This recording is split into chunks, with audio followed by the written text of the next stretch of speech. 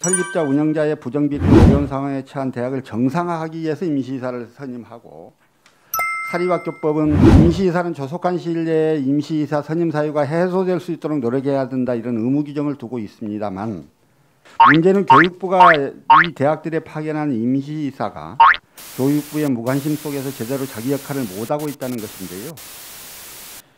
재정사항이 열악해지면서 임금 체불도 늘어나고 있고요. 이들 대학들은 또한 대부분 정부의 재정지원대학 이어서 학생 등록금에 의존할 수밖에 없는 구조인데, 신입생 충원율들이 되게 낮아요. 더 큰 문제는 비리재단인 구재단의 영향력이 여전히 유지되고 있다는 점이에요. 몇 가지 좀 제안을 드리려고 합니다.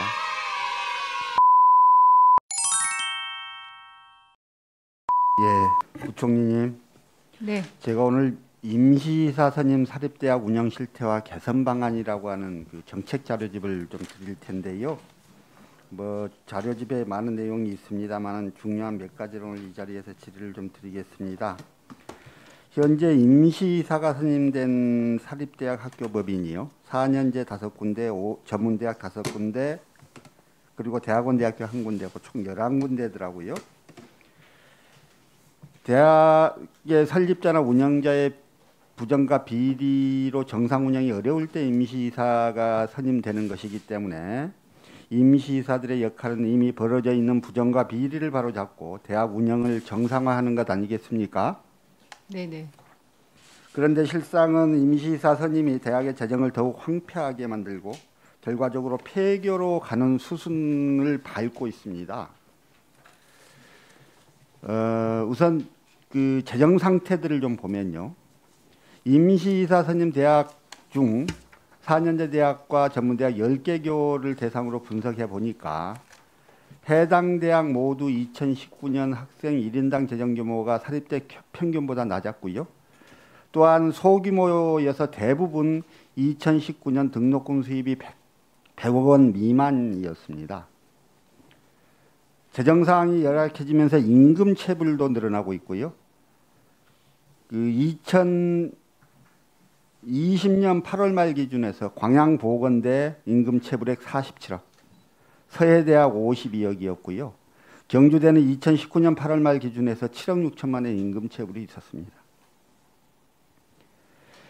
이들 대학들은 또한 대부분 정부의 재정지원대학 이어서 학생 등록금에 의존할 수밖에 없는 구조인데, 신입생 충원율들이 되게 낮아요. 그 수도권 대학들은 그나마 좀 나은데요. 한려대학교 신입생 충원율 37.6%, 광양보건대학교 18%, 신경대학교 65.4%, 이런 상황입니다. 문제는 교육부가 이 대학들에 파견한 임시이사가 교육부의 무관심 속에서 제대로 자기 역할을 못하고 있다는 것인데요.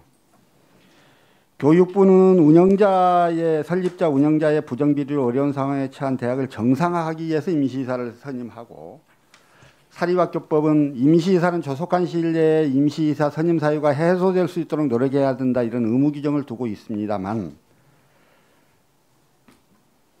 그 선임된 대학 임시이사들이요, 선임되면서 해당 대학의 상황을 전혀 내지는 거의 모르고 갔다고 해요. 설문조사 결과 그렇습니다. 또 임시이사들은 임시이사의 기능과 직무가 정이사와 동일하게 수행되지 못한다, 이렇게 평가를 하고 있습니다. 사립학교법은 임시이사와 정이사의 역할에 구분을 두고 있지 않습니다. 그러나 재정과 재산 처분과 관련해서 교육부가 임시이사의 권한을 엄격하게 제한하고 있습니다.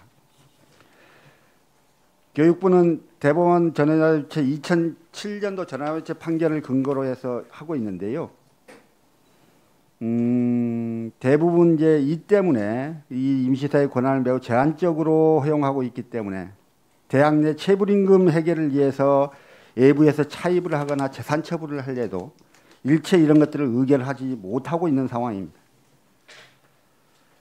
이제 더 큰 문제는 이렇게 임시이사들의 역할이 제한되다 보니까 비리재단인 구재단의 영향력이 여전히 유지되고 있다는 점이에요.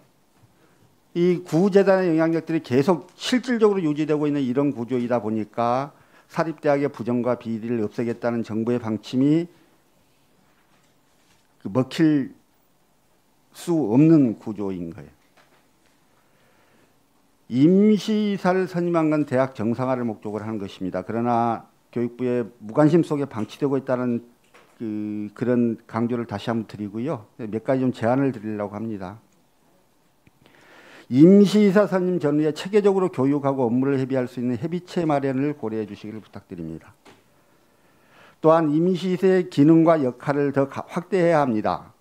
대법원 전원합의체 판결에 대해서 교육부가 지나치게 보수적으로 해석하고 너무 엄격하게 해석하고 있다는 지적들이 많습니다. 최소한 임시이사들이 대학을 살리는 데 장애가 없을 정도로 기능에 대한 해석들을 좀 해주시기를 부탁을 드리고 안 되면 시행령이라도 좀 고쳐서라도 이 문제를 좀 해결해야 된다는 생각입니다.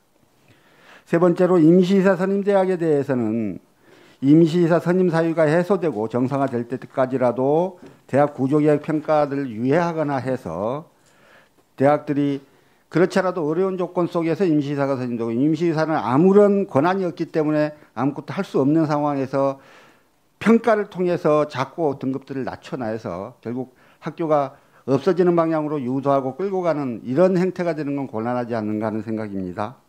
이 부분에 대해서 깊이 있게 검토하셔서 보고를 해 주시기를 부탁을 드립니다.